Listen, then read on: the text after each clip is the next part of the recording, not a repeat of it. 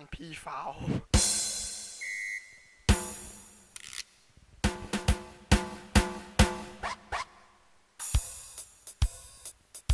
Rød og grøn.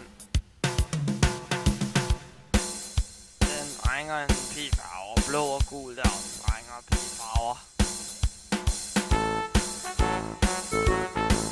Jeg ved en masse om farver og sådan noget.